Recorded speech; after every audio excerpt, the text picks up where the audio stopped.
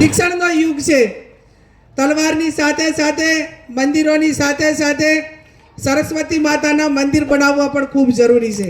આજે ટુવા ગામને વિનંતી કરું કે શિક્ષણમાં ખૂબ બેન દીકરીઓને ભણાવજો, દીકરા દીકરીઓને ભણાવજો અને સરસ્વતી જેને ઘરે હશે ત્યાં લક્ષ્મી 100% આવશે. સરસ્વતી અને લક્ષ્મી માતા બંને આપણે ઘરે આવે. આમ તો આમ જગદીશભાઈ બધા આપણા આગેવાનો કહે કે ઠાકોરાને અહીંયા 84 ખાતું હોય, તમામ દેવદેવીઓની પ્રતિષ્ઠાઓ થાય, ધાર્મિકતા થાય, પણ આપણે ત્યાં સરસ્વતી માતા લક્ષ્મી માતા એ ઓછા આવે છે. એટલે સરસ્વતી માતાને લક્ષ્મી માતાને વધારે આપણે ઘરે એમનું પોતાનું આગમન થાય એવી પણ આપણે સૌએ સાથે મળીને બેન દીકરીઓને અને દીકરાઓને ભણાવવા માટેની વ્યવસ્થા કરીએ. આજે આ ભાગડી બંધાવી છે આયોજકો અને ગામ વતી સમાજ વતી. ત્યારે આ ભાગડીનો માન મોભો શું છે, એની મર્યાદા શું છે એ હું ખૂબ સારી રીતે ભલી પીઠે જાણું છું અને જાણું છું. ત્યારે આજે બુટેશ્વર મહાદેવને એટલી જ પ્રાર્થના કરું કે આજે ટુવા ગામે મારા સમાજે જે કયા ભાગડી બંધાવી છે એ ભાગડીને કે કલંક ના લાગે અને મા જગદંબા અમને એવી શક્તિ આપે કે અમે આ ભાગડીને લાયક બનીએ અને આ ભાગડીનું જે ઋણ અમારા ઉપર છે ઉતારવા માટેની શક્તિ આપે.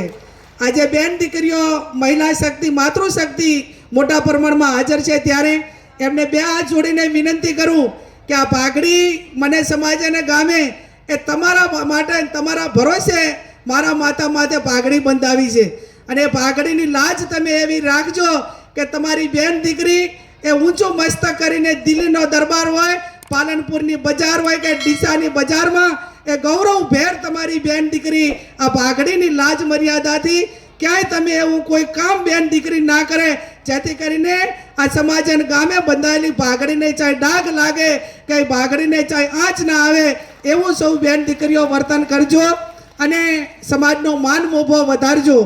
એક દીકરીના માતા માથે જ્યારે ભાગડી બંધાવે ત્યાંની જવાબદારી અનેક પ્રકારની વધી જતી હોય છે અને અનેક પ્રકારની જવાબદારી જ્યારે વધી જાય ત્યારે હું તમને 100% ખાતરી આપું છું.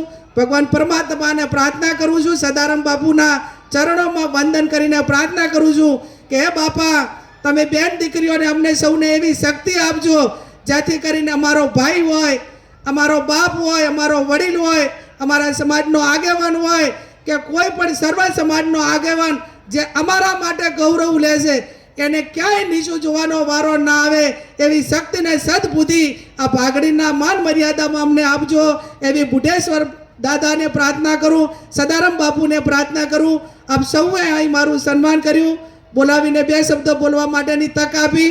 મંદિર એ ભવ્ય રીતે પ્રતિષ્ઠા થઈ ગઈ છે. ત્યારે પહેલી વખત લોકસભાની ચૂંટણી પછી આ ગામમાં પહેલી વખત આવું છું ત્યારે યુવાનોની હાજરી મોટા પ્રમાણમાં છે.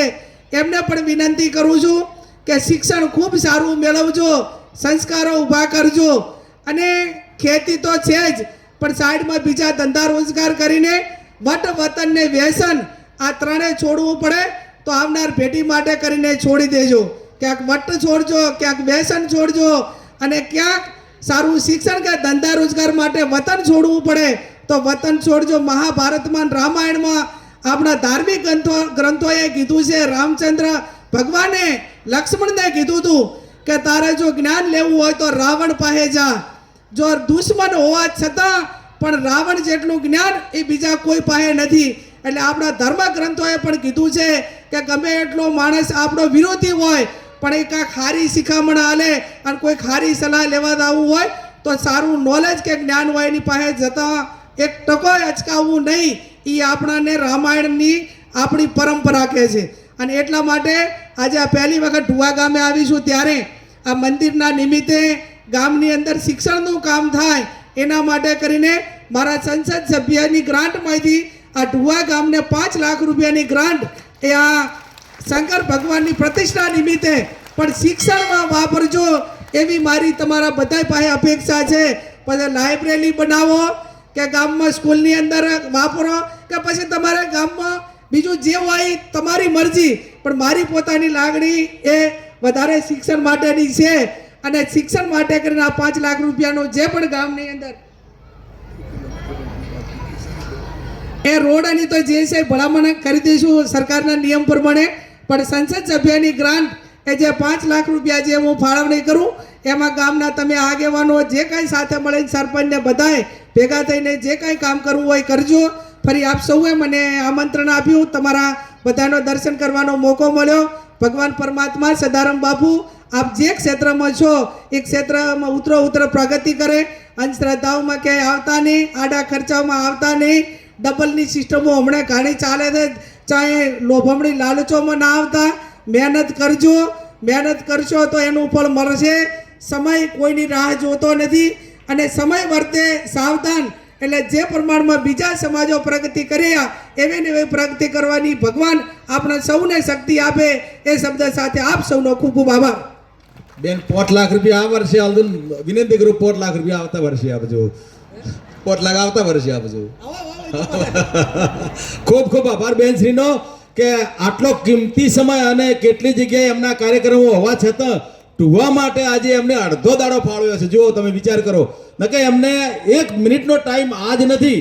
એટલે આખો ગામના જે આ બધી સમાજ ઊભી છે તમારી વિનંતી કે બેનને ખૂબ તાળીઓ અને ગડગડાટથી વધાવી નાખો કે આ બેન હોય ને આટલો સમય આપી શકે. અને જુઓ તમે એમના વિચારો તો જુઓ કેટલા ઊંચા વિચારો છે. આપણે એક ને એમને જે કીધું એમાંથી એક શબ્દ જો તમારા મનની અંદર ઉતારશો તો તમારું ઘર ને તમારો બેડો પાર થઈ જાય. શિક્ષણ વિશે જે બેને વાત કરી એમે કોઈએ પાછો રહેવાનું નથી.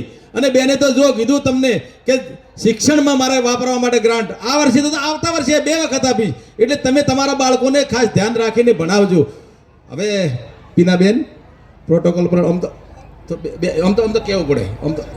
આમ તો તમે અમારા પૂર્વ પ્રમુખ આપણે બધા ભાઈ છે, આપણે સમાજના છે એટલે બેન આપણે બધા સમાજના છે એટલે કહેવાય. બીજા કોઈ હમણાં નેતા